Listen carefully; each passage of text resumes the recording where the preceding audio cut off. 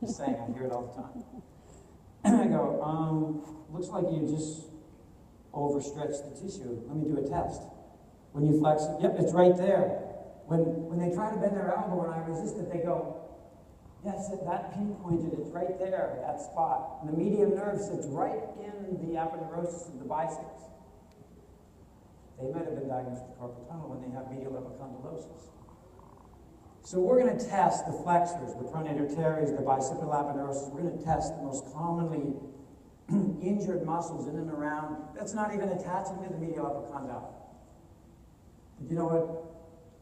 Given the wrong practitioner, they will say, well, you have medial epicondylitis or golfer's elbow.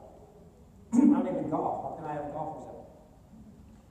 So we have to do tests. We're going to test the flexors to see if you have bicipital aponeurosis tendinosis. That's my favorite word on the planet. So everybody knows what that is, right? Tendinosis is a muscle tendon strain without inflammation. And aponeurosis is the fibers of the biceps that spread out and attach to the proximal ulnar head. Bicipital aponeurosis, tendinosis, is microscopic tearing of those fibers. And we can test for it by having you flex and supinate, and you'll go, yeah, it's right there.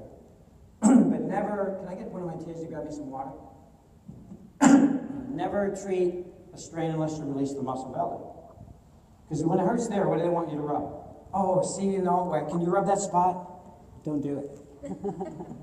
No, because if you don't release the muscle belly, you're treating a strain under tension.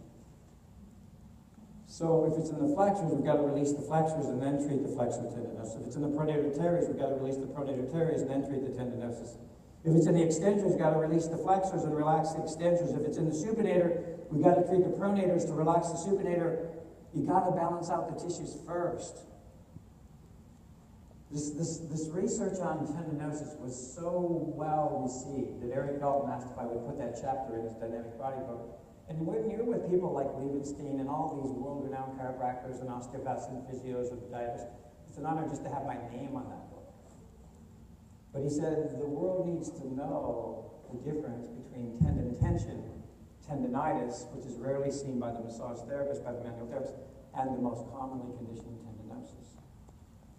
And so it takes a long time to rewrite medical textbooks because you've got to rewrite the curriculum and you've got to get the second edition, third edition, fifth edition.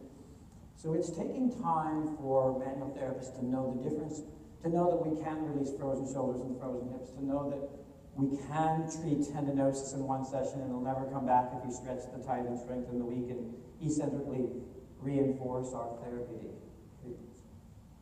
So I'm going to evaluate this young lady's elbow, and as I do that, I want you to partner up and assess the person you want to work with. We'll work two people together.